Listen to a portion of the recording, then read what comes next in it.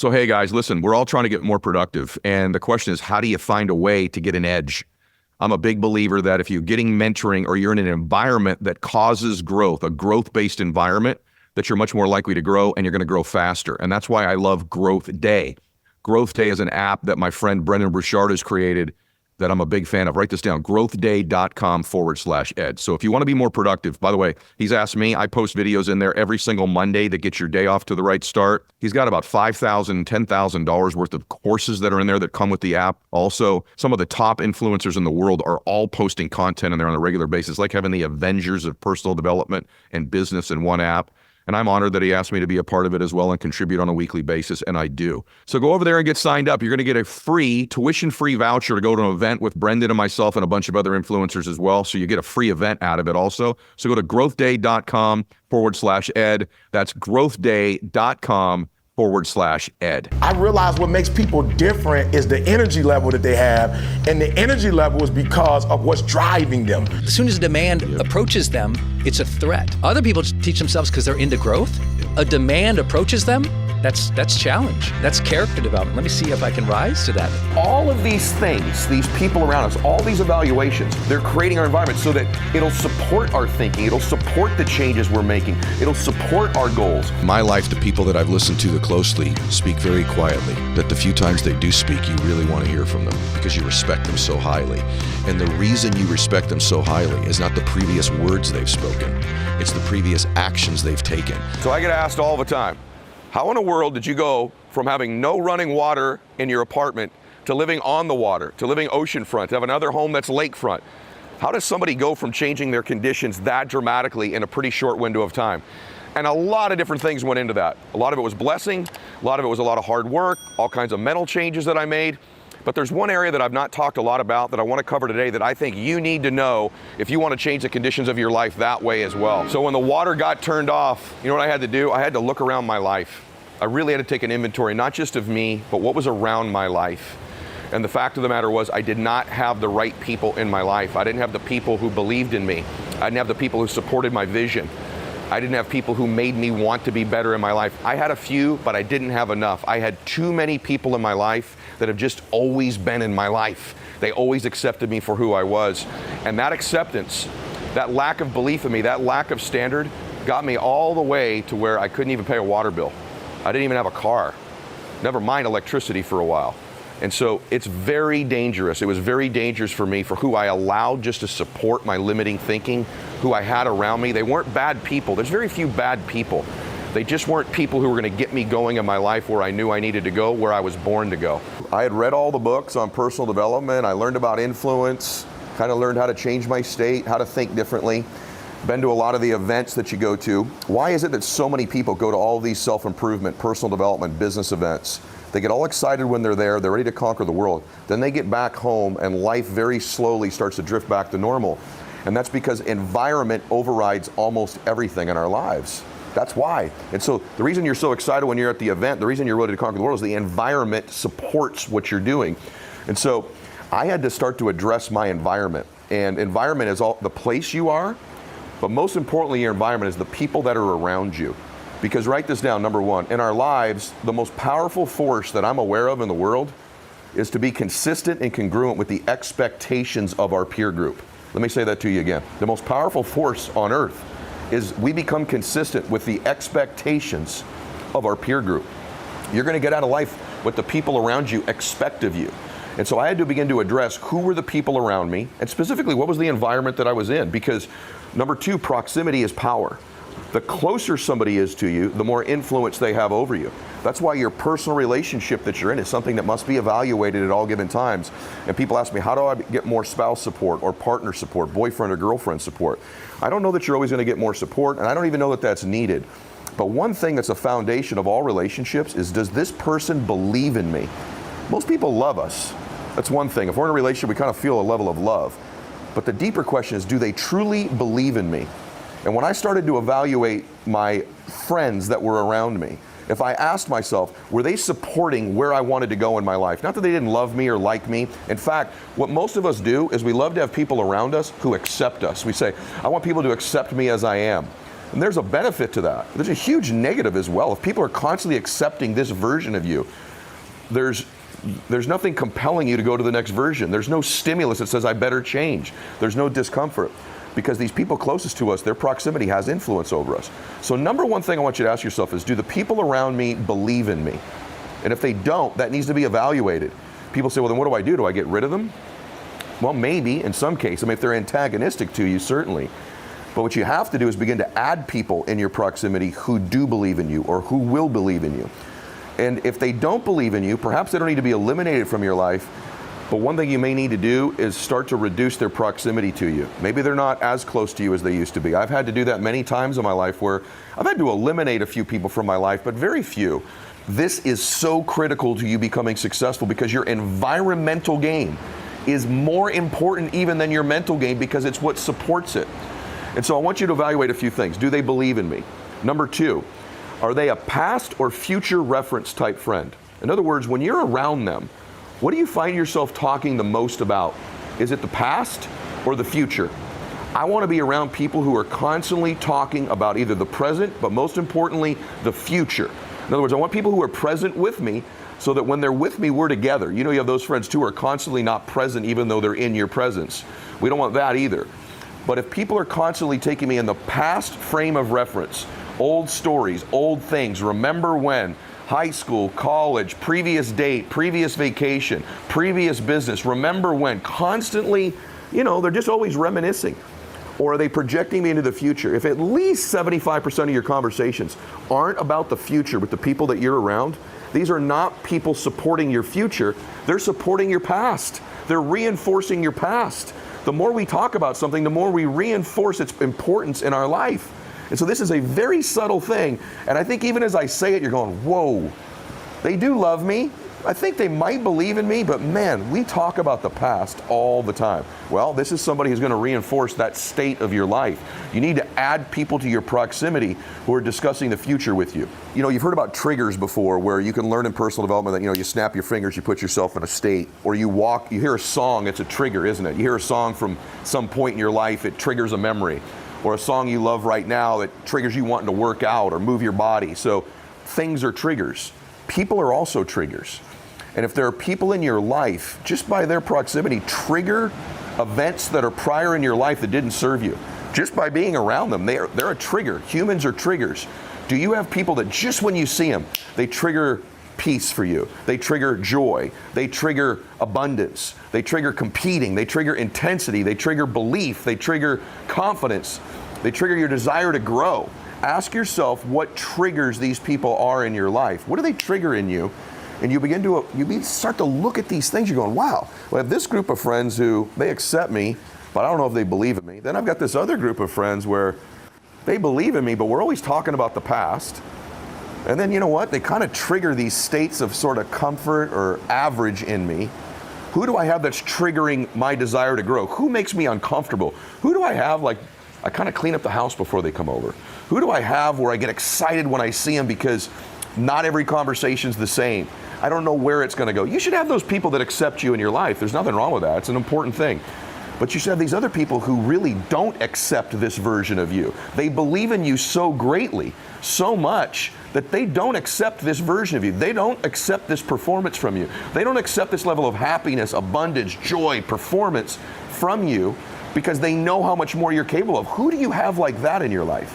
And the reason that that matters so deeply for us is because, and I want you to write this down, we get our standards in life. We don't always get our goals. We don't always even get what we focus on. We end up ultimately getting what our standards are. Standards dictate everything in life, and the people around us help create that standard. For example, I was at a birthday party last night, and the people sitting around me were all very fit people, and dessert came. It was birthday cake time. And I probably normally would have probably had that piece of cake. But the first three people that were asked have this standard for how they eat in their life and when their cheat days are, their cheat meals are. And all three people passed on it. And immediately, almost through peer pressure, I went, no, I'll pass too. And then my buddy goes, dude, it's okay, have a piece. And I said, no, man, it's good. That standard alters us in every little area. Now, that's an obvious example. But we're going to get our standards of wealth, our standards of faith, our standards of abundance. And the people in our proximity help set the standard based on what theirs are in their life. So the people around you, evaluate next. What are the standards they help you set in your life? The other thing we win with is energy. And so ask yourself this, is this person in my life an energy giver or an energy drainer? This is massive. So when you're talking to them, do they feed you energy? You know, there's that one number where it shows up on your phone and you're like, right? You know that conversation, that text is going to be an energy drain. This person's proximity to your life is stealing some things from you. I'm not saying you shouldn't have people in your life who you're supporting and you're helping, because we're going to talk about that next. But if the vast majority of people around you are energy neutral or energy drainers, what do you think that's doing to your environment that you're supporting yourself with? Okay? Or, on the contrary, is this someone who gives you energy, feeds your belief, makes you stronger, gives you that juice in your life? Because all of these things, these people around us, all these evaluations, they're creating our environment so that it'll support our thinking, it'll support the changes we're making, it'll support our goals. This is supported by scripture as well. Proverbs 27:17, as iron sharpens iron, so does one person sharpen another. And so one of the obvious questions about this is, if someone is lower energy for me, or is a past reference person, or a trigger that doesn't support me, or they don't believe in me, or they only accept me as I am, if you have some of these issues, what do you do with them? I'll give you 3 things. I don't think you just eliminate people from your lives. It's not that hardcore a thing, because this is more about adding the right people than it is eliminating people, but it is reducing their proximity. And so I think with people in your life that aren't supporting you the way you want to, number one, I would recommend you be kind to them. Be kind in your conversations with them. You don't have to become mean to them or adversarial to them, and I don't even think you need to let them know this. Number 2, I think you need to be cordial. But I will tell you that you begin to become 3, which is concise. Your dialogue with them begins to be concise. Their proximity to you begins to shrink. And these are things people say, gosh, that's so difficult. Well, do you want to be happier? Do you want to win? I mean, you've already tried the other things, right? You've already started to write goals down. You're already working on yourself. You already got some habits that you're working on. Maybe this is the area. Perhaps this is the area. Those of you that have children, this is an audio or video they should be watching or listening to. Their school teachers influence them. That's their mentors. That's like what we're doing right now, right? But who really has influence over your children? Who really sculpts who they are? It's their friends, and it's their closest friends. That's why parents guard those associations so vigilantly, the good parents do, because they know the proximity of these kids around their children are going to influence ultimately who they become. Our lives begin to have a pace that's different than when we're young, but the same exact thing is true for us. These people closest to us dictate who we become. It's not our mentors like our school teachers. They have some influence. I have influence, hopefully with you, but not the same as the people that you're texting with when you're done listening to this. Not the same as who you're having dinner with tonight. Not the same as who you have lunch, who you're around at work, who you're around in the evening, who you socialize with, right? They have the greatest form of influence over you. Because in your life, you're trying to build this library of memories, aren't you? And in your mind right now, these memories are going to be different. They're different places, different experiences, different things, right? Different moments, different achievements, different breakthroughs, different feelings. With the same people? With the same people. With the same people, you are likely to build the same types of memories over and over again. So if you love your life right now, if everything in your life is rich, and you don't want it to change, and you don't want it to grow, and you'd like to keep repeating these memories you're getting now, well then by all means, keep these people very close to you. And add people as you go. But if there's this party that's, I want to change the memories. I don't want the next 10 years of my life, the feelings, the experiences, the accomplishments, the places I see, moments I have. So all I'm asking you to do today is do an audit on your environment. I want you to audit the people around you in your environment and the things around you in your environment. What do you have around you in your environment? Are your goals up on a board? Do you have visualizations? Are you reading things that you can see visually in your life? Are you listening to the right things? These are all part of your environment, but the most important thing are the people that are inside that environment that are around you. And so that's how you eliminate. Now, adding people to your life. The best way to do that is to seek out, go to places where they are. So, I mean, where do they have lunch? Where do they have coffee? Where do they work out? Where do they worship? Go to the places where these people that you think could help you to become good friends and just become a part of that environment. And the more you're in the environment, you'll end up meeting people. It's a strategy. It's work. to add people to your life. I could tell you that I work very hard at this. I also believe in the law of reciprocity. You don't just ask somebody to be your friend. You find a way that you can contribute. You want to become a friend of mine, say, how can I help you? How can I serve you? Just offer whatever you have. You say, well, I don't have anything to offer people. You'd be surprised. Could you offer me your belief in me? Could you offer me your truth? Could you offer me your prayers? Could you offer me your support? These are real gifts you give people. Not all of them need to be knowledge and breakthroughs and an example and a track record. You'd be surprised, someone like myself, what just your belief means to me, your support means to me. And I'm the type of person, the people you want in your life, when I feel like you've given me something, I feel obligated to pay you back even more. And so the way you add people to your life is with the law of reciprocity. Put yourself in environments where they are and begin to offer your belief, your kindness, your support, your love. Maybe it is your collaborations. Maybe it is your connections. Maybe it is a talent or skill you have, but it doesn't have to be those things. When I was a young person, I ended up adding people to my life that were much more successful than me, much more well-known than me. But you know what? As I got to know them, I think they sensed this person truly believes in me. They truly care about me. This is a real friend. You have those people in your life as well, where they don't necessarily have all the experience to support you, but they really believe in you. They really love you. And then the last thing I want to ask you today is, because for you to add these people to your life, what I just said is the most important thing. How do you show up in people's lives? How do you show up in people's lives? Right now, are you that person that's an energy giver or drainer? Are you a future frame of reference or the past? Do you help your friends set high standards or the acceptable standards they already have, right? Are you someone who deeply believes in people and they know it, or you just kind of accept them as they are? These are the things you begin to ask yourself. How are you showing up in other people's lives? Because that'll have an awful lot to do with who shows up in your life. How do you show up in other people's lives? And if you begin to evaluate these things, your environment slowly but surely will begin to support your mental game, will be supported by your environmental game. And why is that so important? Because I want to remind you about something. You were born to do something great with your life. You were put here to do something special. All your life, since you were a little boy or a little girl, there was some point in your life where you knew you were supposed to do something great, that you were put here for a reason, that you've got a calling, that you've got a home in your life you're eventually going to find where you're living the real, true, authentic version of you, your best version. You know you're supposed to do something great with your life. And right now, if you're listening to this or you're watching this, maybe you're not quite there yet. And maybe it's your thinking. Maybe it's some tactics and strategies and habits, which I cover all the time on this show. Maybe it's all the mental stuff, but more than likely it's the environmental stuff. It's the standards. It's the people around you that believe in you. It's not just having people that accept you, because you want to do something so great with your life. I have this theory that many of you have heard, that when I die someday, I want the Lord to say, well done, good and faithful servant. But I have this hallucination, as many of you know, that when I die, the Lord's going to do that, and He's going to turn around and say, Eddie, I want you to meet the man I made you to be. When I made you in my image and likeness, this is the destiny version of you. This is the man you were born to be. And that guy's going to be standing there, and I want to meet him and go, I've been chasing you all my life, man.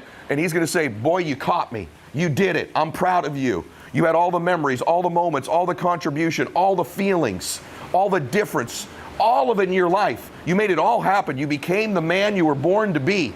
We're identical twins. To me, that's heaven when I pass away. Heaven is I meet the man I was born to be and we're identical twins. Hell would be that you'd meet that person and you're total strangers. You're total strangers. That woman someday when you die and you meet the woman you could have been, and you're total strangers. You went down different paths, different roads, different decisions your entire life, and you never become that woman. You never become that man. To me, that's hell. So if it's that important to you, that you've always known, and maybe it got buried as you got older. Maybe life sort of kicked us around a little bit to where not everyone in our life believed it. And then maybe our parents, our friends, our school teachers, just life started to happen and we forget who we are. We forget who we are. And you know why you forget who you are? Because of the people that have been in your damn life. Because they haven't supported that great version of you. When you were really little, you knew it, you felt it, because you were closer to God at that time. And the more and more people were added to your life, they began to treat you in such a way that they didn't expect those things of you. And maybe you've started to accept that. So if it's people that created these limiting beliefs, created this anxiety, created this fear, created this thing about us where we forget our greatness, if it's people who did this to us, it's people who are going to help us get out of it. If it's the environment that stole this joy, stole this belief, stole this confidence from us, stole this sense of purpose from us and passion, it's the environment that'll give it back to us again. This week's topic is really about reading people, creating a little bit more happiness and bliss and productivity in your life by dealing better with human beings, whether that be in a relationship or in your business life. And so I'm going to give you some advice you probably never heard before. But what I want you to do is I want you to begin to turn the volume down on the people in your life. Actually, what I want you to do is I want you to turn the sound off altogether. Almost like watching people in your life like they're a silent movie. I just watched a movie recently, and if you don't like violent stuff, don't watch this, but it's called Sisu. And in this movie, it's basically an actor that you watch through the entire movie. The lead character of the movie doesn't speak. He never enunciates a word in the entire movie, yet it's gripping and compelling because you actually learn to love this person and understand them by watching actually how they behave and what they do as opposed to what they say. So you spend a couple hours watching this man go through terrible circumstances after a war, but you end up rooting for him and loving him and understanding him very deeply, and he never speaks a word. See, in our lives right now, people really can manipulate you with language, and words are used to really manipulate and trick. They're almost a mask. And we begin to believe what people say. And this can be very serious. I've had some situations in close relationships recently in my life where somebody was telling me something over and over and over again. But all of the evidence to my eye said something else was going on. But they were so persuasive with their words that I took my eye off what I was actually seeing them do. And so especially in personal relationships, so often what people will tell us, we want to believe and we want to buy into, and it's a diversion from actually what they do. You would learn a lot about the people in your life, especially the people very close to you, if you turned the sound off and just watched them. I know this sounds sort of harsh, but I really don't listen to what people say to me very much anymore in my life. I watch what they do. What they do speaks so loudly, I can't hear a word they're saying. Yet most people live differently. They respond to the words and the things. I'm so excited. I'm so excited. There's someone in business. I'm so motivated. I'm so excited. Great. Prove it. And when I watch them, they don't act that way. Or I love you so much, I'll do anything for you. But they don't even clean up their dishes. They don't even get home on time, whatever it might be in your relationship or in your business life. And so if you begin to watch, remember those old silent movies, the old black and white movies? They do entire movies with no sound because it's so interesting to watch a human being. Words are misleading. And so many of you in your life right now, you're in a relationship with somebody who's saying all the right things, and you may even believe them right now. And the truth is, they don't behave in a way that's reflective of those words. And it won't be until years and years and years of that behavior catching up with them that you finally realize it. But what if you just started to listen a little less and watch a little more? Some of those behaviors can be really detrimental and harmful too. And if you're not watching and you're always listening, you can become very, very confused. The other thing is in business. People will say the right thing all the time, but you got to watch them. What do they do? How do they show up? How do they work? How dedicated are they? We've become a world really misled by language, and it can be really painful, can't it? When someone's words eventually you realize never match their actions. Or in business, it can be catastrophic to make mistakes and watch people say all the right things, but their conduct is not congruent with their words. The other thing is in life is that I think the people that you want to be around the most actually do act the way that they speak. Those are the people that you can get closest to. Those are the people that you can trust. Too many of us rely on the spoken word and not enough on what we're seeing right in front of us. And it's not until many years or long after you go, it was right there. The writing was on the wall. I saw it. Why didn't I act on it? Because you were listening too much. And so the best advice I can give you to live a happier and more blissful life, and it's a sad thing to say, but the truth is watch how they behave. Even as a parent with our children, it's not what they say, it's what they do. In every area of life, what someone does should be speaking the loudest, but it doesn't. And then even on your own life, what if you begin to really take a look at your own actions? What you actually really do every day? If you really love somebody, do you act like you love them? Do you treat them like you? See, love is a verb, not a noun. It's a verb. You have to act in a certain way and behave in a certain way. And if you're not doing that to somebody, you're not loving them like you should. You say, I'm dedicated, but you're not there very often, right? Or as a parent, I'll do anything for my children. You say all these things we're supposed to say, but do you? You'll do anything? Really, do you? In business, man, all the right things. I'm motivated, I'm pumped up, I'm learning, I'm growing. Prove it. Do it. And so in our lives, eventually, by the way, everybody is revealed by their deeds. Everybody is revealed by what they do, not what they say. And you'd be a lot happier if you did it. The other side of that, too, it's something that I really worry about, is social media, where we're watching people say all the right things. See, the one thing on social media, especially this time of year, is everyone's out having a great time. Everybody's partying. Everybody's celebrating, right? And a lot of times you're sitting there with your own problems, your own life right in front of you, what you've got to deal with, the actual things you've got to do. And you're watching people show you all this very orchestrated, very curated content. And doesn't it seem like in life, everybody's at a party, everybody's on a yacht, everybody's in Greece, everybody's laughing, everybody's got great friends, everybody's enjoying their life, everybody's got plenty of money to spend, and then you're sitting there dealing with a problem, a frustration, an issue. You're dealing with the things you do, and it's one of the real detriments of social media. I want you to remember this. None of that's real. I'm with those people a lot of times when they're posting it, and they're in an argument with their spouse before they take the beautiful picture. Right? They're struggling to pay the bill at the bar that they're celebrating and, toasting to. And so it's not real. It's never in life. It's never as good as it seems. And the truth is, it's never as bad as it seems in our lives. But it's very easy to get very jaded and frustrated and down over watching the words of people on social media, or even the videos they post and little snippets of their lives. And it makes us think our own lives aren't all that rewarding. I want you to remember something that I've really found out as I've gotten older. Everybody's screwed up. Everybody's got problems. Everybody's struggling. Just some people are better at masking it. Some people are better at covering it up. The truth is like once you know that, and by the way, I'll let you in on the inside. I have some of the most successful people in the world on my show. I coach some of them. I've been blessed to coach some of the top athletes in the world, some of the top business people. CEOs, entertainers, politicians, even myself. I have a laundry list of problems all the time. I'm struggling most of the time. And I'm probably guilty of it as well, posting highlight reels of my day and my life when the truth of the matter is I'm screwed up. I'm just trying to figure things out as well. I think one of the reasons my show works is I'm vulnerable and authentic about that I'm working through many of these things. Success leaves clues. I'm 52 years old. I've got a lot of solutions because you know why? I've had a lot of problems. I have a lot of answers because I've had lots of questions in my life. And so don't let other people fool you into you believing their life is perfect because you're watching them. If you begin to watch people with the sound off, with the social media off, you'd understand we're all human beings. We're all trying to get through this life and grow and improve and be happier and create memories and make a difference. We all are. We're just at different stages or different versions of it.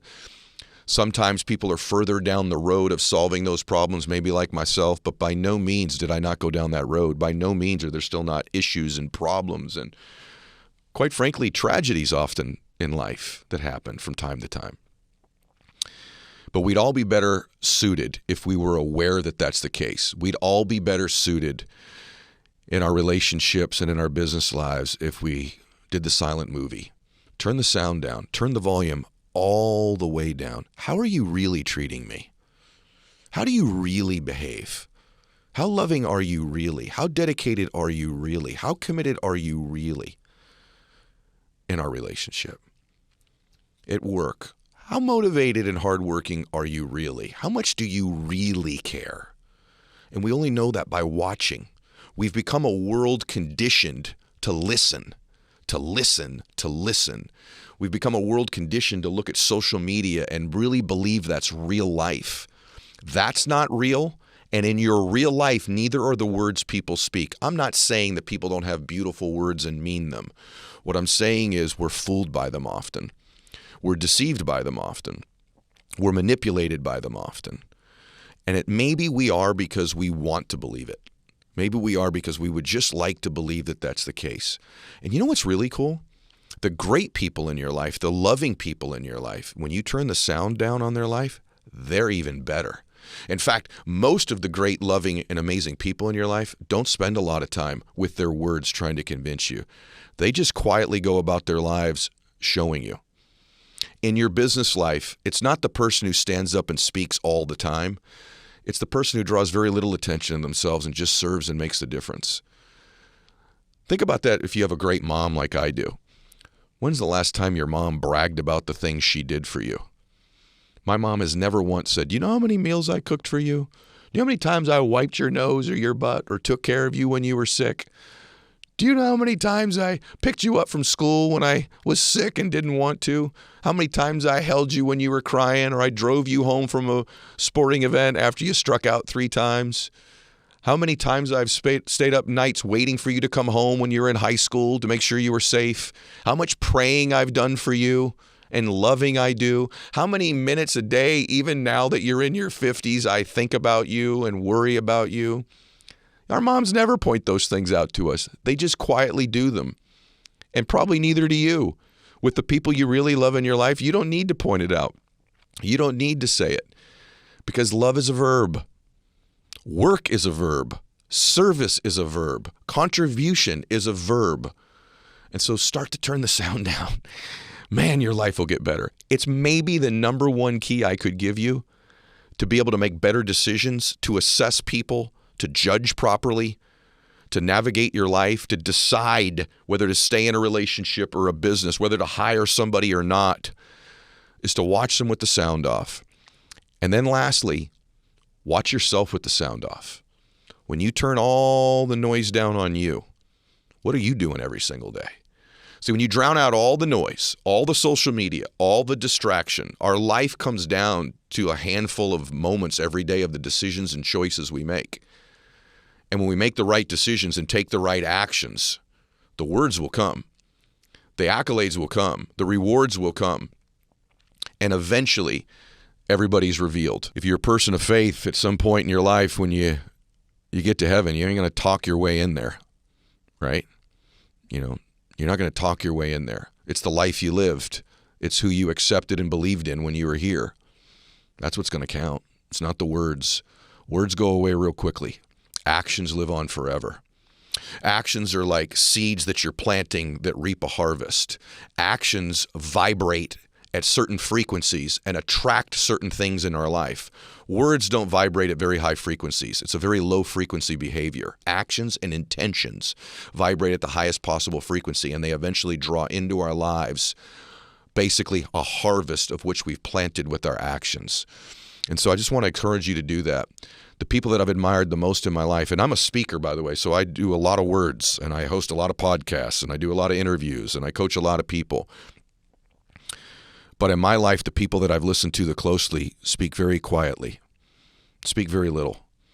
They're the ones that I lean in when they speak, because they don't have a lot of time to speak, because they're doing so much action taking, so many deeds of service and love and hard work and contribution, that the few times they do speak, you really want to hear from them. You all know this. You have that person in your life that when they speak, everybody listens because you respect them so highly. And the reason you respect them so highly is not the previous words they've spoken. It's the previous actions they've taken. And the actions they've taken consistently in their life over and over and over again that reveal who they really are. Because long term in our lives, you show me your schedule, you show me your actions, you show me the behaviors of your life, and I will eventually show you your life. You show me your words, and I have no idea what your life's going to look like. So take it from a guy who's lived a little longer than many of you. As I've gotten older and older, I listen a lot less, and I watch a lot more. I listen a lot less to myself, and I observe and watch myself a lot more. And I certainly don't pay attention to what I see on social media because I know better. I know we're all a little bit messed up and trying to get through this life. And by the way, when I say we're all a little bit messed up, I actually believe we're made perfect in God's image, but that we were put here to grow and expand, and that we're given these challenges and these problems in our life as ways in which to reveal solutions, as ways that our faith in our lives is revealed. In my own life, I have to tell you, I've reached the conclusion many different times that I'm not capable on my own, and that I look higher. I looked at Jesus in my life, in your life, whatever God is for you, but I look there for my comfort, for my answers, for my solutions, because I'm not always capable. I'm not always worthy. I'm not always ready to meet the moment, but He always is in my life. And it's not because of the words that he spoke. It's because of the deeds that he did, because of the way that he lived his life, that I follow him. And because of the way he lived his life, those words have depth and meaning to me because they're congruent with the actions that he took. I hope this helped you today. I know it's brief, but it's really, really important. And I guarantee you there'll be a moment in the next few days where my words will be a healthy reminder to you in some situation. This will not take long to make an impact on your life. It will not take long. It may not even take that many hours before a situation is going to come up and you're going to go, I remember what he said. I'm going to watch this with the sound off here. I'm going to begin to watch it like a silent movie. Watch this person like a silent movie. Because once they behave in the way that is congruent, then their words really have impact and meaning. It's like a validation on their behavior. There's three types of people in life. There's motivational people. Motivational people are awesome. You see them and you get motivated. What they do is they get you motivated based on your motives. If you do this, you'll get a Lambo. If you do this, you'll get money. If you do this, you'll get a body. If you do this, you'll get a relationship. So you are moved by your motives. Nothing wrong with being motivated or being a motivational person. In fact, I'd like to think I am a motivational person. I am motivated. But that's a low level of movement. It's a low level of chase. It's a low level of juice, but it is a level, and it's more than most people have. So if you're looking for motivation, you can get it. The second level is far more powerful, though. If you can add it, you can stack it. I'm motivated, and you stack to the next level. So you get motivation. You want that. You want the external. You want motives. But then you move to step 2, which is inspirational people or inspired people. Those people are a different type of force. Because inspired people, the root of the word inspire is to be in spirit. So you got motivation going. Now you got inspiration going in your life. Inspirational people, they move mountains. There's an in spirit. It touches your soul. It moves you at an energetic level. That life force, that soul spirit level, that can overcome about anything. Motivational people can get stopped sometimes if they don't get their motive, or they do get what they were motivated by. I've watched a lot of people get what they wanted. They got the car, they got the money, they got some position or title, they got the degree. And then what? Because they were only motivated, meaning they were only after their motive. And once you get it, what's left? Or if you don't get it, that next level is so powerful, which is to be inspirational or to be in spirit. That's to move people with love. What I'm talking about today is to go to the next level, you need to be inspired. And then the third type of person is very rare. Those are aspirational people. Aspirational people are people you aspire to be like. So if you want to get your family motivated or your company motivated, let's take your company. Hey, if we do X or Y, I'm paying this bonus. If we do X, Y, or Z, we're taking a company trip. If we do X, Y, or Z, it'll mean a job promotion for you. That's motivating people, and you should do that. The next level, though, is to get them inspired in spirit, which is to say we're going to make a difference in other people's lives. We're going to make history. We're going to create change. We're going to change the planet. We're going to rewrite a wrong. We're going to do something great as a company. We're going to make history. That, or as a family, we're going to take the whole family to a new level. We're going to create generational wealth. This family's going to be joyous and different and amazing. I said earlier, one of the things about Dr. King that was so powerful was not only was he motivational, but he was inspirational. You felt something spiritual. You felt something in your soul. You felt an emotion. But he was even beyond that, wasn't he? The reason he was a transformational figure is because he was aspirational. People aspired to be like him. He didn't just speak. He went to the march. He stood in the line. He stood in the tough place. He took the hits. He lived under threat for so long and still stood by his beliefs and his dream. He was aspirational. If you're a follower of Jesus, he sure heck was motivating. Man, what an inspirational man. What an inspirational figure when he was walking this earth. Unbelievably inspirational. But he was more. He was aspirational. He lived it. He literally died for you and for me. Doesn't get any more aspirational than that. And that's how you create a big movement. That's how you create an amazing family. That's how you do something great. Motivational, inspirational, and aspirational. At least today, start by being motivated, but be working your way towards being inspirational. and take massive action on a regular basis, and you will become aspirational. Back it up with massive action. Anyway, that's what I think you do to change your life today. Now, there's a million things I can talk about. I talk about them every week. But in today's case, it takes leaders with vision to help people with dreams. And everybody you meet has a dream. Everybody you meet has a dream in their heart, or they used to. And it is your job to reinvigorate, to turn that light on, to create that fire in other people with a kind word by telling them what you see. And then if they see you living a certain way, they want to be more like you, then you become aspirational. In your family, let me tell you what I see. Let me tell you what I see. I see a vision for our family. I see a vision for you, my son. I see a vision for you, my daughter. I see a vision for you. You're going to do something great with your life, and you repeat it over and over and over again. You tell them about their giftedness and their greatness and what they're good at. And you back it up with the actions you take. That's how you transform that. In your company, it's the same thing. Let me tell you where I see we're going. If we get there, there's this trip, there's this contest, there's this reward, there's this promotion. But beyond that, we're going to make history. We're going to do something great. We're going to change this industry. We're going to do something awesome. People are going to know who we are. We're going to be on the map. We're going to compete. And then they see you act in a certain way, and then you're aspirational, and you validate the dream. Someone would pay a lot of money to do this, but I'm going to let them do it for free for a second. Sure. Someone says, I'm watching this and I really have this energy about me after listening to this or watching this, and I want to change my life. And maybe I don't have super high self-esteem right now, and potentially I lack a little bit of direction. Or maybe I know what I want to do, but I don't know that I have the confidence to get there. If you just, hey, I want to turn my life around. I want to have some of these emotions that it seems as if you experience on a pretty regular basis. What advice or counsel, just in general, would you give somebody who wants to live a better life? Yeah, so one of my biggest things, first of all, would be that we do this wrong because we do either or we do them in the wrong order. So in life, there are two aspects that impact everything: our thinking and our actions.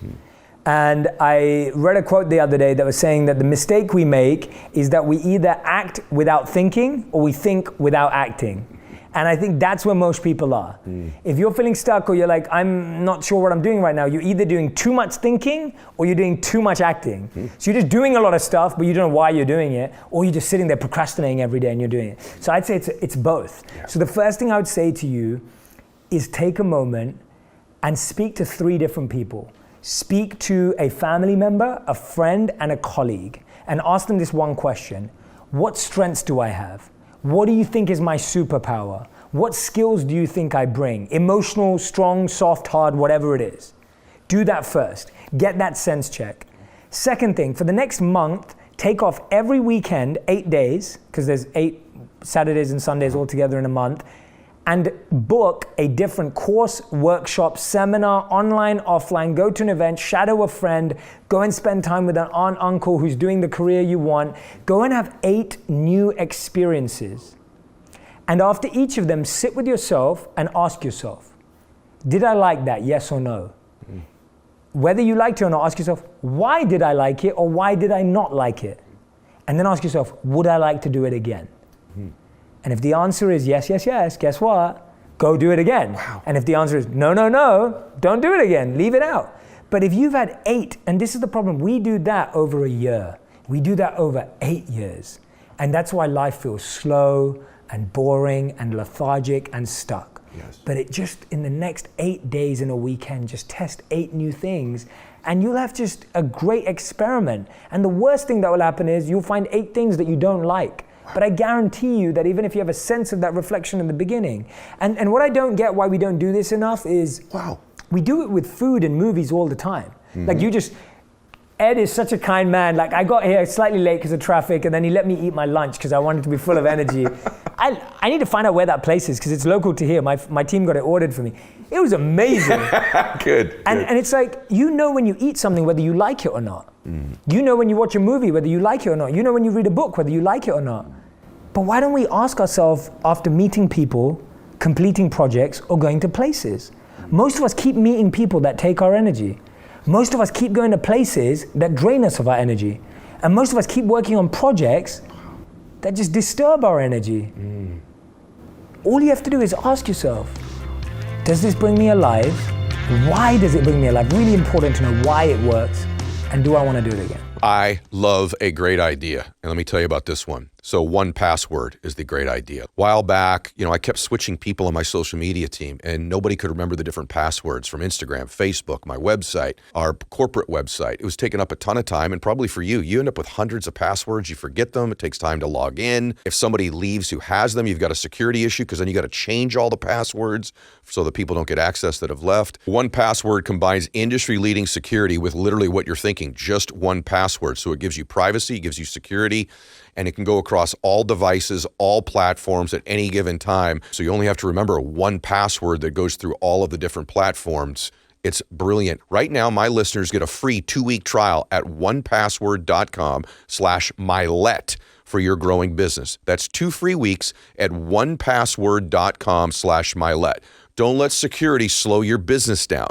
Go to 1password.com/Mylett. Hey guys, when you think about businesses growing beyond their forecast, you could think about something like Feastables by Mr. Beast, right? Or even a legacy business like Mattel. And obviously you think about the product they have to have and branding and the influence and all that other stuff. But what most people don't think about enough is the behind the scenes. And the behind the scenes of businesses, things like making things easier for shoppers, buying, etc., is really simple. And for millions of businesses, including mine, that business is Shopify. I don't even know what I would do without them. When it comes to my books, my gear, basically everything we do goes through Shopify, just like Mr. Beast or Mattel or many of the other big brands that you know. So nobody does it better than Shopify, #1 checkout place on the planet. And the not so secret Shop Pay, which boosts conversions by 50%. All these things come only with Shopify. Upgrade your business and get the same checkout that Mr. Beast gets with Feastables at Shopify. Sign up for your $1 a month trial period at shopify.com/Mylett, all lowercase. Go to shopify.com/Mylett to upgrade your selling today. Shopify.com/Mylett.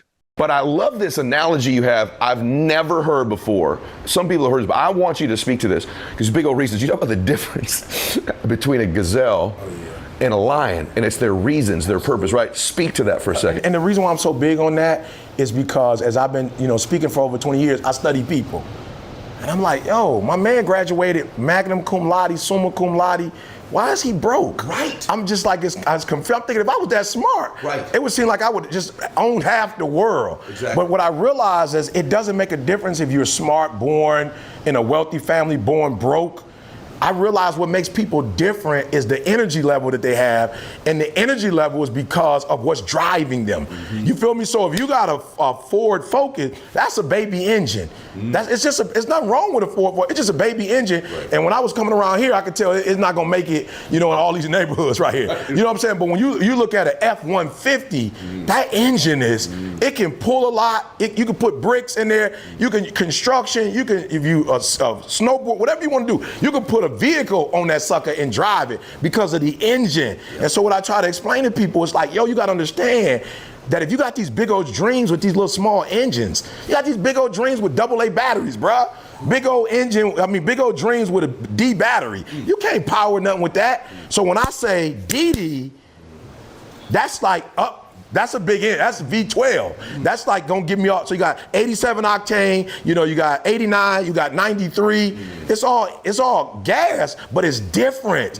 And so when I say a gazelle is only driven by I don't want to get caught. You know what I'm saying? I just don't want to get caught. So when you're running because you don't want to get caught versus you chasing because you got to feed your you got cubs. It's just a difference. So after running for so long, first of all, I didn't have no plans on running. So that's number one. Like I didn't have no plans on running. So now you got me running when I didn't have no plans on running. So guess what? After so long of running and you still behind me, I'm about to give up because I didn't have no plans on running. So now it's like I'm running. I'm looking at you and you still behind me. And I'm just like, you know what? Since I'm not running toward nothing anyway, I just get weak and give up. But if I'm running towards you and saying, my wife got to eat, my son got to eat, my daughter got to eat, and they not going to make it if I don't come back with something, then I'm not gonna stop until I get that thing. So that's why I'm saying, like, yo, what's pushing you? What's driving you? And if the right stuff ain't look, you can't come back to Didi and say, yo, D, I'm sorry, I ain't catching nothing today. You can't say that to Didi. Didi don't want to hear it. Didi like, all right, go back out again then. Don't come back until you get it. And because I want to be with her, I'm like, Gazelle, it's just a matter of, look, I don't even have to be strong. Right. I'm just gonna keep running, and you gonna stop sooner or later, and I'm not gonna stop. Yes. And I'm gonna eat you, take you back to the crib. We're gonna eat. Such a huge thing, because people go, well, never quit. And you just explain why you never quit, right? Like, because you ever heard someone say, I'm in the hunt? That's the definition of being in the hunt. And people struggle sometimes. I mean, I just love you. Right. So, likewise, I'm feeling this. I'm feeling this. One people say to me all the time, well, I don't know what my reason is. I'm gonna give you a little secret. He's giving it to you. Almost always your reason is other people. Yeah. Almost always your reason is faith or other people. Yeah. Those are always the biggies. It's not stuff, right? It's not stuff. By the way, stuff's great. It is great. You should get stuff. You should get stuff. If there's stuff, get some. Get stuff. Yeah, you should right? Get stuff. I've been happy poor, and I've been happy rich. Happy rich is way better than happy poor. So. I promise you. Way better. Yeah, and you know what, guys? This is so big because, Didi and I, man, we love our home. We bought our home before I blew up, and this is why you need to be hanging with Ed, right? That's why you need to be hanging with Ed. Thank you. Because Didi and I were just talking, was like, yo, we love our home, we love our whatever, you know what I'm saying? Great church family, we love everybody, Michigan, whatever. Just want to get out when it's cold. Yeah. But then I came here today, and listen to me, y'all got to understand something. This is not the first time I've been in a house. Like, you got to understand, it's not my first time. Right. Like, yo, I walked through this, and it wasn't a museum. Like, I've been to houses before, it's like, oh, it's a museum, I'm good on that. Yeah, right. I'm saying, like, I'm good on that. I'm like, I'm good on showing people how much money I got, I'm good on that. Yeah. When I walked in here, and especially I was like, yo, this is like, yo, I could do this, Ed. You know what I'm saying? I'm like, and maybe I can't, I don't know yet, you know what I'm saying? We'll talk later, you know what I'm saying? Yeah. But no, for real, I'm just sitting here like, yo, bro. So this is why this is important. And this is probably why I don't do podcasts a lot, because I'm not really interested in just, being on somebody's show. Yeah. But I feel like you said, like, there's a reason why I'm here today. No, and I'm about to go, I'm about to go to another level myself.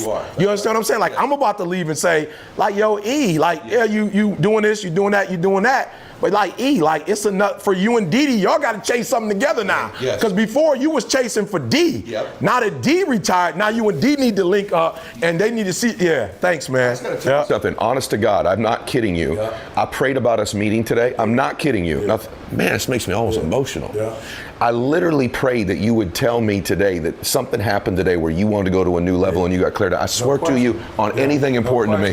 That was my hope for today. That was your prayer was answered. So amazing. And I'm telling you, we don't do this. I was speaking in Irvine. Yes. And I called and I said, Didi, you cool? Because it's her time now. Right. I'm like, you cool with it? She like, yeah, let's roll. So glad. And I'm coming. Like, normally she'll be like, drop me off at the Coastal Mall and let me walk around, and I catch up with y'all when I catch up. Yeah. And then you even saw her, she was in the car. Yeah. She's like, I'm good. You go in, do your thing. I'll meet you when you come back out. She came in, and then God just wanted us to see that. Awesome. Yeah, I've been now together. They're going to see us now. We're chasing them together now. And the reason is because once you pick that next thing, you'll go get it. And the reason is that you're what I would call like a dominator. Like, I think you know how to you can dominate a room. Yeah. You dominate anything you want, right? But that's for that. I can already tell you for a fact that's never going to happen. Like, you know about energy, just forget it. I'm already tell you right now. I can tell 100%. Today we're going to talk about patterns. Yes, every human being almost runs like a software program in their mind, and they run these patterns of behavior, patterns of thoughts, patterns of words, patterns of performance. And most of these patterns run in our lives without us being conscious of them. And they steal from us our ability to be happier, to be more joyful, to produce at the highest levels, to engage with people the right way. And they create for us oftentimes in our life a disconnect between what our beliefs are and actually how we behave. We call that cognitive dissonance oftentimes, where we believe one thing, but we often behave differently. And that's because sometimes our patterns can even override our thoughts. And oftentimes in life, if we can just become conscious that we do have these patterns, we begin to evaluate them and be aware of them, we can identify them when they rear their head, and we can overcome them. We can create new patterns that serve us. And so the first thing I'm here to tell you today is that you do run a series of patterns in your life. You have a pattern of behavior. You have a pattern of producing results. There's certain stimulus that cause these patterns to happen for you. And unless you begin to evaluate them and be aware of them when they happen, these patterns begin to really take control of our lives. For some of you, even as I say this, you're nodding your head in awareness. You're sort of aware. I fall into these patterns of when something happens, I begin to think a certain way, which creates another thought and another behavior, and I find myself running this same story again. Or if I get into a disagreement with somebody, a pattern kicks in. Or if I have a failure, a pattern kicks in. If I have a success, a pattern kicks in. And so if we can become aware of these things, it's a breakthrough in our lives. I think today could be one of the more powerful programs I've ever brought to you. It's just becoming aware of what some of these patterns are. Now, before we get into those, I want to talk a little bit about what you really want. You know, often in life, just choosing the emotions we want. We've talked in a lot of my programs about the caliber of our life has everything to do with the caliber of the emotions we experience on a regular level. We are our emotions. And so the first thing I'd ask you to do is to start to use the power of choice in your life. Yes, you get to choose your life. You get to choose how you feel, not other people. There's these illusions in life. We really can't control anything other than our own thoughts, our own behavior, our own patterns. We can't control what other people do, say, or think. And it's this illusion of control, oftentimes, that we can somehow manipulate other people or manipulate situations that cause us to fall into these patterns. But what we do have the power of in life is we have the power to choose. And I say this to you because I'm somebody just like you. I struggle with the different patterns I have. Some of them serve me, some of them don't. I sometimes engage in thoughts that don't create the right emotions for me, that don't serve me. I know what it's like to be frustrated and angry and depressed and down and lost and fearful and worried. Worry's a big one for me. I love to fall into the pattern of worry. When certain circumstances begin to happen, it creates a trigger and a pattern in me. And man, do I love to worry. And so I give you these tools and resources because these are things I too struggle with. I've been able to overcome them by just being aware and choosing. And so the first thing is the power of choice. Finish this sentence for me. I choose to be blissful rather than blank. I choose to be blissful rather than blank. What would your answer be? One of the emotions I challenge you to experience more of in life is bliss. You know, we are the calibration of maybe the 5 emotions we experience on a regular basis. And so if you're experiencing depression, frustration, worry, fear, anxiety, pain on a regular basis, you're gonna have one life. If you're experiencing bliss and fulfillment and ecstasy and joy in your life and contribution, recognition and significance, if you're experiencing love, you experience those emotions, you have a totally different life. We have the power to choose which emotions we want to experience. And so I love the emotion of bliss. I love the word bliss, as you know. I have an audio that's out called Blissful Dissatisfaction. That's a critically acclaimed and highly downloaded audio and video on being both blissfully dissatisfied and desiring for more, but in a current state of bliss. I love the word bliss because of its definition. Its definition in Webster's is perfect happiness or joy. I love that.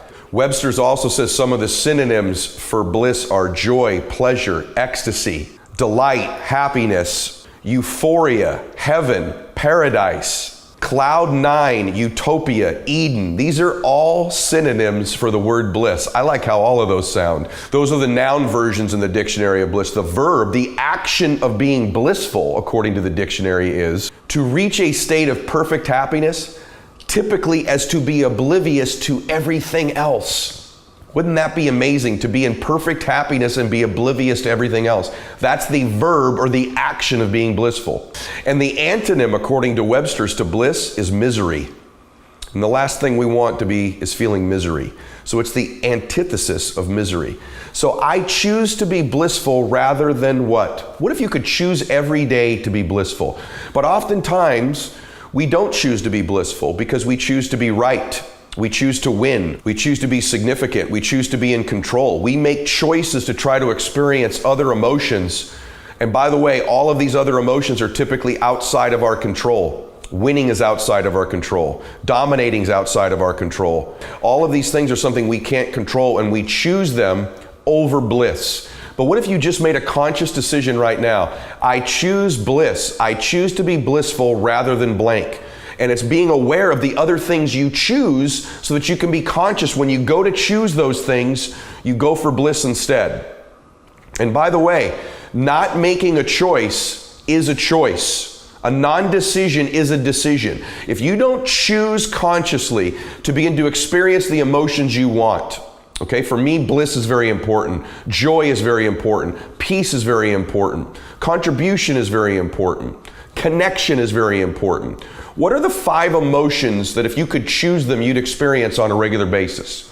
Just take an inventory of that. You don't have to be perfect. They may change. There may be 8. But what are 5 ones right now? Say them out loud to yourself. What are the 5 ones you'd want? Is it love? Is it ecstasy? Is it joy? Is it passion? Is it intensity? Is it focus? Is it peace? Is it faith? What are the emotions you would choose? If you could choose 5 emotions and begin to tell yourself, I choose to feel blank rather than this. And when you just begin to become conscious of that choice, you've already moved ahead of 99.9% of the world who just responds and reacts and goes into pattern mode all the time. So just choosing gives you an advantage. And by the way, once again, not choosing is a choice. You've decided to go into your pattern. You've decided to let other people dictate to you your emotions. You've decided you have no control over your life by not choosing. So choose. I'd rather be blissful than blank. I'd rather be joyful than blank. I'd rather have ecstasy than blank. What do you choose rather than? So now let's discuss these patterns for a second. Why do we have these patterns? You have patterns because they serve you. There's a payoff to every pattern. And by the way, you say, well, no, because one of my patterns is I slip into worry and then I'm completely unhappy. How's that a payoff for me? It's a payoff for you because it's predictable. It's become your home. And so you don't have any pattern that doesn't give you a payoff. Well, no, because when things don't go my way, I become combative, I become argumentative. That's my pattern. Then I get in a disagreement in my relationship and then I say things I don't mean. How's there a payoff there for me? There's a payoff because it gets you what you want. Even though you don't know it, it gets you out of the conversation. It gets you maybe to avoid your own responsibility. It gives you the disconnect that somehow you're more comfortable with than dealing with the problem. But I promise you, every pattern you have, both healthy and unhealthy, you have them because there's a payoff for you. So the key to a happier life, the key to a more successful life is to evaluate our patterns, and when we see them happening, begin to step outside of them and create new ones that serve us. And so what are some of the patterns you have, for example, that don't serve you? So for example, when a difficult situation arises, what is your pattern? What pattern mode do you go into? Do you become more resourceful, more focused, or do you become more fearful, worried, and you begin to make excuses? When you get into a disagreement with a loved one, what is your pattern typically? Do you become more combative? Do you listen less and talk more? Does the pattern begin? You understand what I'm saying? Do you begin to run this program that you run in such a way that it puts you in a state you don't want to be in? When adversity strikes, when someone puts you down, when there's a hater, what pattern mode do you typically kick into? Do you start to repeat other negative thoughts? Do you replay videos in your mind of other people who have also said negative things to you in the past?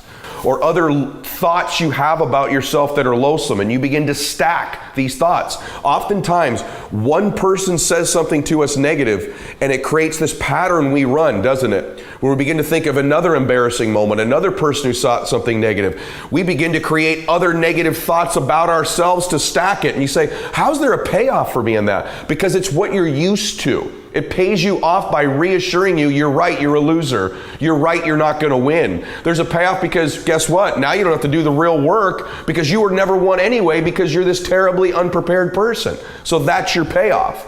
And so you have these patterns, don't you? Now some people, their pattern kicks into winning. When someone puts them down, they start to buck up. They start to get resourceful. They start to feed themselves positive thoughts. They're aware that that's there, and they begin to go into a hyper-productive, positive emotion mode. Yes, they do, believe it or not. When adversity strikes for some people, they go into a fearful mode. They begin to think about all the things that could go worse and worse and worse, and they depress themselves. And that pattern creates the very situations you fear. The same is true when we're successful. Sometimes some people, when they become successful, they go into a pattern when they begin to sabotage themselves and slow down and stop the behaviors that got them there. They begin to believe their own press clippings, that they've arrived. They don't have to do the work they used to do. Maybe they begin to fall into patterns where they get their relationships out of sorts, and that's their pattern. Life starts to go well in business. My pattern is every time life goes well in business, I start having issues in my personal life. And they sabotage the business success with their personal life. And that's a pattern they run. If it's happened more than once to you, it's not coincidental, it's a pattern.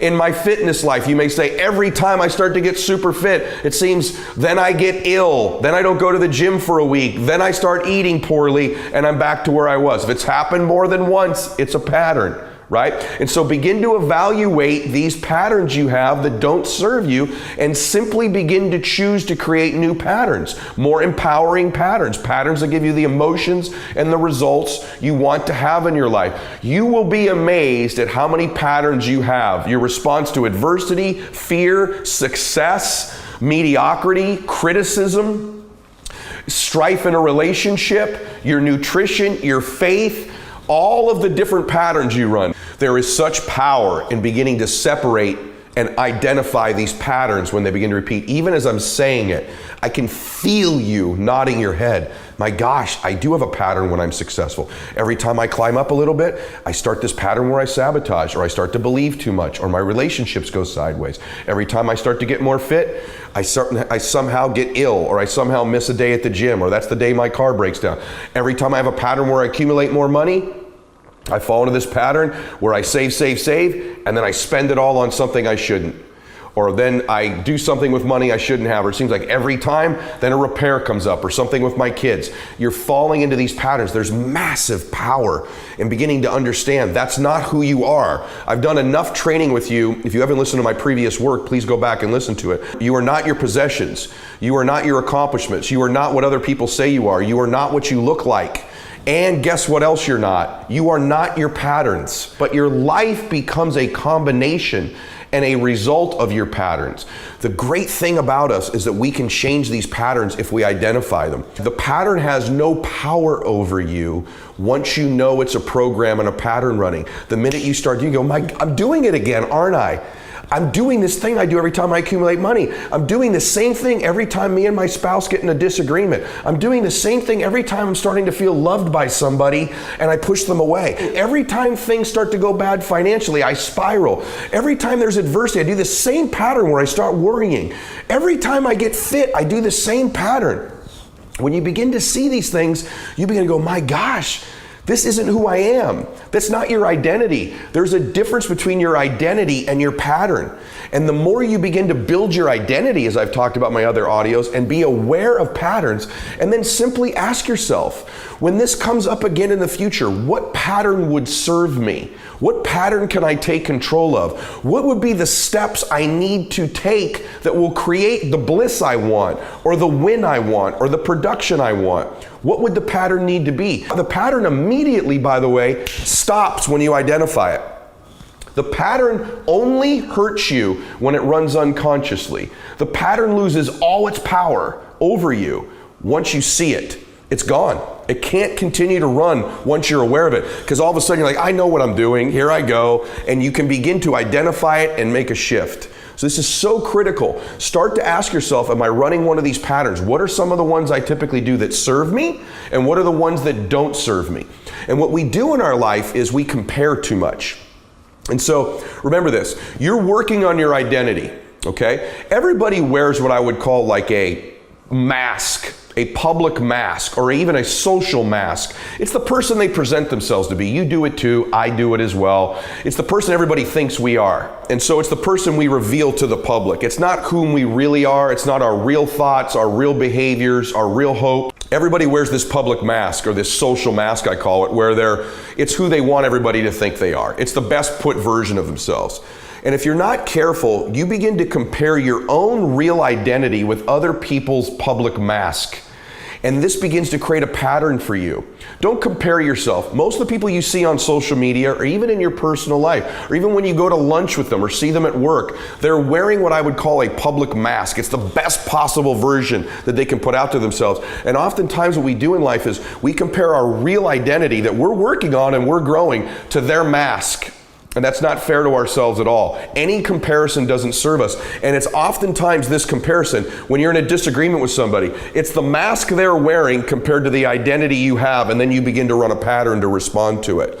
It happens in fitness, in relationships, in money, and in business. Remember, you're in charge of controlling your own identity and growing your own identity and being aware of the patterns you have that do and do not serve you, not comparing yourself to someone else's public representative. It's just the representative they're putting out there. It's not who they really are, and it's not something that you need to be aware of because it's not something you can control. The more you can begin to delineate in life between things I can control and I cannot control would be to the extent that you're more productive and you're happier. You can control your own thoughts, your own emotions, your own identity, and your own patterns, not other people's. So speaking of these payoffs we talked about earlier, how can you begin to get the payoff you want from the new empowering pattern? And so a couple questions I want you to ask yourself today, because we do want more bliss. Since that's my word, I'm assuming you want more bliss after you've heard all the synonyms, and I know you want the antithesis to misery. So assuming you want more bliss in your life, decide to have it and take some actions towards getting it. So let me ask you a question. What are you doing currently to create more bliss in your life? What are the actions you're taking to give yourself more bliss? You are intentionally seeking more bliss, because bliss is going to lead to more wealth, more abundance, more fitness, more faith, better relationships, more happiness, more peace, more wins, more success, more recognition, more significance. So what are you consciously doing now that you've chosen bliss? What is the consistent action you're taking to create more in your life? What are you doing to give yourself bliss? Is it acknowledging victories you have? Is it giving gifts to other people of your belief and your hope? Is it lifting other people up? Is it taking a bath, getting a massage, taking a walk, going for a workout, winning, achieving, knocking goals off your list? What are the things you're doing to create bliss in your own life, number one? Number two question I have for you. What are you doing to intentionally create bliss in the lives of the people that you care about? Because this is the pathway to getting more of it ourselves. The more we begin to give other people bliss, the more we begin to consciously make choices that give bliss to other people in their lives, the more we begin to experience it in abundance ourselves. So what are you doing to help other people win? Other people contribute. Other people get significance and recognition. Other people have more peace and ecstasy and joy and passion in their lives. Because once you begin to create it for other people, when you're intentional about it, you'll have more of it yourself. These are the patterns that I'd like to see kick in for you. That when they kick in, you begin to run a pattern and a program that leads you to bliss, leads you to a win, leads you to increase, and also leads to it with someone in your life. That if you do have a conflict with somebody, that you run a pattern that eventually leads. Maybe it's understanding them, maybe it's confronting them, maybe it's talking about it. It's not always when you're in a disagreement that you lead to a win, that you must win this, that you must overcome the fact that they think this of you. What if you were consciously choosing every time you got into a disagreement with your spouse, this will eventually lead to more bliss? At least that was your outcome. Now the steps you take, it's probably going to be ugly in the beginning. You're probably going to have to some understanding. You may not even agree on everything. But if your intention is that it leads to bliss, rather than you winning, rather than you controlling them, rather than you making it go away, rather than you running a pattern, if when you're beginning to succeed in business, if your outcome is more bliss, more winning, you'll run a pattern that does more of that. If in your fitness, you're getting fit past where you've ever been before, and you're making a conscious decision, how can I get more bliss out of my fitness rather than running this other pattern of sabotage? The circumstances may be the same. There may be some ugly patches, but you're now consciously choosing to run a program and a pattern that leads you to bliss, to victory, to the win, to fulfillment, whatever the emotion is you choose. Just making that choice gets you there, gets you closer to it, makes it an outcome. We are not, as human beings, doing enough conscious choosing of what we want in our lives. So what are you doing to create bliss in your own life? What are you doing to create bliss in other people's lives? And how blissful are you to be around? Just ask yourself that too. How blissful am I to be around? How joyful am I to be around? How much are people winning when they're around me? Whatever the emotion is you choose, how much of that do people experience when they're around me? People are great now because there's all this stuff in personal development about choosing to win, choosing your outcome, choosing your schedule, choosing your habits. I'm the master of teaching this. Go back through my content. Nobody puts out more specific content in teaching people the tools of how to choose the right habits, the right rituals, the right thinking, programming your brain. I do that at a level far beyond anybody out there. I'm not one of these influencers who just repeats, mindless memes all the time, or I don't repeat the same sayings over and over again. I don't just tell you very basic things you could read in any book or go to any seminar. I go very deep, very tactical, very strategic. But having said all of that, no one's talking about choosing the intentional emotion we want, which is why we do all this stuff in the first place. So that when the stimulus happens, the win or the loss, the adversity or the success, the disagreement or the tragedy, consciously choosing in that moment to chase bliss anyway, that it may be a while till I get to it, but this pattern I'm going to run, the choices I will make, the decisions I choose, even though there may be some bumps between there, the end result is going to be more bliss. Choosing that emotion as your outcome.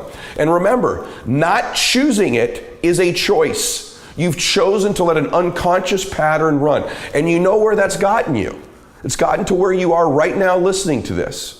Whatever it is, good, bad, or indifferent in your life, your current level of happiness, of joy, of success, of fulfillment is exactly what you think you deserve.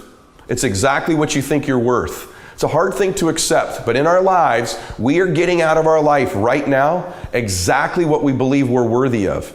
Exactly what we think we deserve. Our life is a direct reflection of our identity, which is the thoughts, concepts, beliefs, values, and worth we hold true to be about ourselves. And so as hard as it is to accept, we're getting out of life right now what we believe we're worth. And we believe we're worth it because of these patterns and our identity and our lack of choosing to have what we want. Not just the material things, not just the body fat, not just the body weight, not just the amount of money, not just having the relationship, but choosing the emotion we want. The level above all this stuff I discuss, and the level way down here where the people just cover the basic stuff, then there's what I've been covering. The highest level is to choose the emotions we want to experience and to begin to run patterns that serve us and eliminate the ones who move us further from them. The final thing I want you to ask yourself today is we're talking a lot about these choices. I want you to evaluate for a second what these patterns are you're running, and when they begin to rear their head, just identify them and begin to make decisions and choices that create a new pattern. It's as simple as it is. It's not that complicated. You've fallen into these patterns because there's a payoff. And so as long as you begin to identify it when it's happening and you begin to create a new pattern that leads you to the choice you've chosen, which is the emotion you want. See, because these patterns you run that don't get you there, the minute you choose the emotion you want, you're conscious about it and intentional, you can't run this pattern once you identify it. And the power of choice is critical in our lives. I want you to think about something right now. What are 5 of the most important choices you've made in your life? Just think about that for a second. Begin to list them off in your head. 5 of the most important choices you've made in your life. Maybe it was a decision to get involved in a particular business or to leave a particular business. Maybe it was a decision to get involved with a particular person or to become uninvolved with a particular person. Maybe it was a friend that you chose to walk across the room and meet and it changed your life. Maybe it was a friend that you had to walk away from in order to improve your life. What are the 5 most important choices of your life? Just think about them for a second. And if you altered those 5 choices, good, bad, or indifferent, how different would your life be today? Because I'm a believer that there's everyday choices we make that when you stack them up, they make a massive difference in our life. But I'm also a believer that there are between 5 and 10, a handful of moments in everybody's life, that if we make the proper choices in those moments, the complete trajectory of our life changes. And I think as you just asked yourself that question, you may say there haven't been 5, there's been 2. What were they? And how'd they alter the direction of your life? Good, bad, or indifferent? A lady that picked me up a few weeks ago, an Uber driver, wonderful woman, but she was an older lady, and it was late at night when she picked me up, and I I asked her why she was doing what she was doing. It wasn't that she was driving for Uber, because that's a choice, and I have a lot of friends that do it, that love it. It's extra money, they've done it in retirement. But I just had a sense that maybe she hadn't chosen it, because she was complaining about her back and that she had had back surgery. I thought, that's an interesting choice to be driving at 11 o'clock at night and her back was sore. And she shared with me that she had chosen to leave a spouse earlier in her life that she wished she'd have stayed with, and that it was a choice that altered the whole direction of her life. And I said, well, how did it alter the direction of your life? And she says, well, my ex, I moved away from my ex, and my son wasn't around his father very much. And she said, I had no idea how that choice would impact him, but she said, the reason that I'm driving here and I moved is I lost my home. And I lost my home because my 18-year-old son one night chose to have a couple drinks. And he had had 3 drinks at our house, and I was at work. And my son chose to take the car out of the driveway, and he chose to drive. And 2 blocks from our house, he hit a family and killed somebody while drinking and driving. My son was a good boy. He had always got good grades. And he made the choice to do that night, and he's in prison. He's serving 8 years in prison. And I lost my home over the legal expenses, and we've moved to Las Vegas, and now I drive Uber because that's what I've got to do just to support my family. And it made me think, she said the choice to leave my husband really affected my son. And I thought, yeah, the choice your son made really affected his life. Those were 2 life choices that both of them made that altered the direction of both of their lives. His choice, that good boy, made one choice that altered the direction of his life. And I think if you evaluate, there may not be something that dramatic, but there's been probably 5 choices if you're my age, if you're in your 40s.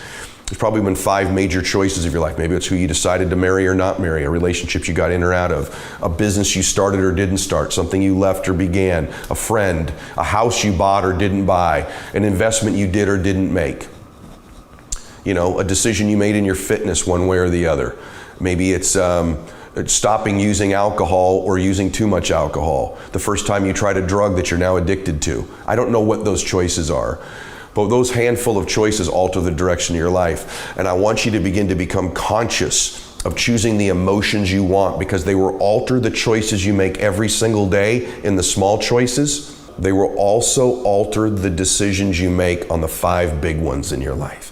If you're very clear about the emotions you want to experience, if you're very clear on the person you are as you build your identity, if you have those 2 things wired, I'm clear about the emotions I want to experience, and I'm clear about who I am and my identity and my worth and what I'm worthy of and what I deserve, they will guide you in making the right choices in the small ones and the big ones. They will guide you towards the right patterns. The answer to changing these patterns, the answer to making the right choices, is perfect and specific clarity on the emotions we want to have in our life on a regular basis, and on who we are and our identity, so that we produce the lives we believe we deserve, that we're worthy of. They will be your compass in making the small and big choices. They will help guide the patterns. If you're somebody who's addicted to being blissful and happy, and you begin to run a pattern and program that you know doesn't lead you there, it sort of blows it up. It's like a virus in the program. You'll be aware and you can't run it. You begin to choose to create new patterns. If you've got an identity of somebody who's worthy of great relationships and abundance and success and peace and fitness and health and all of the great things, if that's your identity, you won't be able to run patterns that lead you in this place on a regular basis. There is something called cognitive dissonance, which is when we begin to behave in a way that's not consistent with our thoughts. And the antidote to that is both of these things combined. It's the ability to begin to choose consciously the emotions we want, combined with our identity. When you're conscious of choosing the emotions you want to experience, and you're completely conscious of choosing who you are and what you're worthy of deserving, you have to act in congruence with both of those combined. One missing from the other can cause us to make poor choices. Both of them missing is a choice not to choose, and will lead us into pain and mediocrity, worry, fear, and all the emotions we don't want. Having one of them in place will guide you to a decent destination. But when you have both combined, the identity and the choosing, the conscious intentions for the emotions you want, you begin to have great choices being made in your life on a very regular basis. Not every day, not every time, not every moment, but enough of the time where you make progress towards your dreams, progress towards the man or woman you're capable of becoming. And when you have the combination of these two things, these patterns begin to change. We begin to replace them. So I'd ask yourself today, what are the patterns you're running that don't serve you? Begin to be aware of those patterns. Know who your real identity is. Get conscious of choosing bliss over blank. See those patterns when they're happening. Interrupt them. Continue to work on your identity. These two things combined, I think, are the critical components to making the decisions and the choices in our life that when we look back, I don't want you to end up in your 80s or 90s and regret the choices you made. I want you to go back. I put it through what I call the rocking chair test. That someday for all of you who I love so much, who I believe in so much, I want that rocking chair test for you to pass it. And that is, I'm proud of the choices I made. My life wasn't perfect. I made some mistakes, but I chose the emotions I wanted. I worked on my identity. I created patterns that empowered me and the people around me. And you know what? By and large, I'm proud of the choices I made in my life. I'm proud of the man or woman I've become.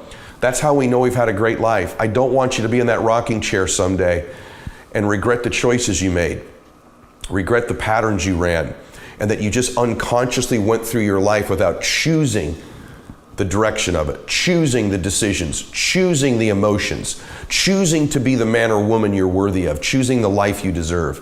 The final piece of the puzzle today is, what are the 3 to 5 choices you must make in order to create the life you want? Right now, what are the choices you must make? The big ones, the people that need to be in your life or out of your life, the patterns you will no longer run again, the choice perhaps to work on your identity like you never have before. Evaluate what the 3 to 5 decisions are you've made so far in your life that have taken you a certain direction, or what are the 3 to 5 you need to make in order to change your life and take it in the direction you want. These patterns will lose their power over you. Your identity and your conscious choice will begin to take charge, and I know you're going to have more happiness and produce more results and have a much better life. And that's what I wish for you. So I have a funny feeling that today impacted you on a deep level, because we all have these patterns we need to look at. We all need to consciously choose the emotions we want. And I have a feeling that it made a difference in your life. If I'm right about it, please share the program. It's free. Now, let me ask you this. Here's a tough one. People listening to this say to themselves, I want to change too, but I would prefer not to get rattled around in a car and have to get near death to do it. And you said a minute ago, I want to pick that apart a little bit, because some people do need a dramatic moment. But if someone's listening, this is such a broad-based question, but we got 2 pretty good guys at it sitting here. We might as well work on it together, right? How does one begin to change? Yeah. What is the catalyst for that? How does one, in your opinion, begin to change? Well, in the old books of personal development always answer that by it's either inspiration or desperation, which we know. I'm a little more, I guess, framework driven than that. Yeah. I think that at some point, all change, it's inspired by ambition, which is funny because people today think ambition's this bad thing. Yeah. But ambition, whether you call it desire or drive, or you feel like you must, or in psychology, we call it psychological necessity. Like, I feel like it's necessary. Like, it's necessary now. There's no choice. There's no going back. There was a threshold. There's something. Not everyone needs a car accident, because you know how many people I've told that story to, millions of people in person, live on stadiums and arenas, or, 500 million people on video views now. It's I'm sure to a lot of people say, I was in a car accident too. My car accident was even more dramatic than yours, because they lost a limb or they were disabled, but I didn't change. Yes. I didn't change, Brendon. Why? And ultimately it comes back to psychological necessity. And we can think about it a couple different layers. One layer is that you are the way that you are because of what we all call the comfort zone, right? There's comfort in who we are, how we behave, I should say, our natural strengths, talents, abilities, just who you are already. That's just your comfort zone. That's how you are. But what happens for other people, there's a layer above that, and they shift because now there's a demand zone. Circumstances demand you change. Yeah. Your dreams demand that you change. Something external demands that you change, or you place the demand on your own shoulders because you want a different kind of life. Most people are scared to demand anything from themselves. Yeah. And most people, when a demand hits them, it feels like an obligation, and they fight it. They resist it. I don't want that. And don't, You're at work. Don't give me more stuff to do. How dare my manager ask me more? They fight. As soon as a demand approaches them, it's a threat. True. Other people teach themselves because they're into growth. A demand approaches them. That's challenge. That's character development. Let me see if I can rise to that. So the approach to demand and how we view that as a threat or as a challenge is a fundamental mindset or choice of attitude. And then above that, there's another layer, which is why don't people change? In which oh my gosh, every episode you do, I feel like there's a masterclass on that. And that's what we call the esteem zone. Okay. Esteem zone. A lot of people have, comforts and abilities. They could be remarkable. They have the natural talents. Other people have lots of demands on top of them. They still don't change. Why? Esteem. Yeah. How they view themselves, value themselves, express themselves, relate themselves to the world. They, even though they have so much opportunity or so many natural talents, because how many gifted people do we know who never potentialize that gift? So many. Because their esteem, their value of themselves, their view of themselves, their belief in their ability to figure things out is so low that it doesn't matter. You could give them the greatest challenges, resources, tools, support, but no one ever cared for them. And they never taught themselves to care for themselves. There you go. So how can they change? Yeah, care for themselves. Can I add to that? Yeah. I think about your story and I think of two things. I think of, number one, the meaning you took from it. It's not the events of our lives that define us. It's the meaning we take from the events. So you could have taken from that event, my gosh, thanks God. You have my girlfriend cheat on me that I went away to college with. Now I try to get a break and my car crashes and you almost kill me. I'm doomed. Right. I'm doomed. Well, I never thought about it that way. Of course it didn't. And that's why your life is what it is, Brendon. Many people would have taken that event and said, here we go again. I'm doomed. Bad things happen to me. Over and over again. Tragedy. My relationship crashes. Now my car crashes. Now my spirits crashed. You didn't do that. What happened was you took a meaning from it that it was a golden ticket. You even have a term for it, which is a beautiful term, which, by the way, has resonated with me. And the way you got that golden ticket, the way you took that meaning was the questions you asked yourself. So the quality of our life is oftentimes the quality of the questions. You asked yourself standing there, did I love? Did I live? Do I matter? Did I matter? Those are powerful questions that shaped what it meant for you and shaped what your life meant for you. And so I think both things are true. What you said is 100% true. And for people listening to this, if you want to change your life, you have to change what things mean in your life. Most importantly is the esteem thing. Change who and what you mean. Start to ask different questions about yourself and you'll get different answers. People say, I got to change the way I think. Okay, what is thinking? Thinking is the process of asking and answering questions to yourself. That's what a thought is. And so if you can change the question, you can change the answer, you change the meaning, you have a chance to change your life. And I feel like the powerful part of that story is, did I live? Did I love? Did I matter? Since you said that to me a long time ago, I ask myself that often, and it guides me. And so I think if you're sitting here going, what are the questions? What am I great at? What are my dreams, right? What are my talents? What are my proclivities? What do I enjoy doing? What emotions do I want to have? What do I deserve to have in my life? And I think if you begin to change those questions and ask them enough times, because the story you tell yourself currently, you've just told it a lot of times. Yes. You've asked the questions a lot of times, so it's become your narrative. You've built neural pathways literally in your mind that you've deluded yourself into believing this is who you are. But the truth is, there's been many versions of you. I'm looking at you. There was this version of you that was the in-love young college guy who wanted to be a landscaper. Yeah. Then he goes to college. Then he's the depressed you. Then he's the car accident you. Yeah. Then he's the live, love, matter you. Then you became this unbelievable speaker you. Then you became the personal development you and the coach you. And then the coach to the coaches you. And now I look at you and now you're like this software business mogul pioneer guy. And I think one of the things in this world today is people need more tools. They need more resources. I think winning, and I've argued with this, even Tony Robbins and I have argued about this, but I think winning is as much environmental as it is mental. And Tony would say, no, you can overcome your environment. Absolutely 100% true. But if you can create a great environment around you, then you're more likely to succeed. Sure, people have overcome their environments. I did as a child. You've overcome different environments. But the fastest way to win is to be in an environment of winning. Take an average player, add them to a perennial team like the Lakers or the Yankees. They just play different with that uniform on. A good clubhouse versus a bad clubhouse.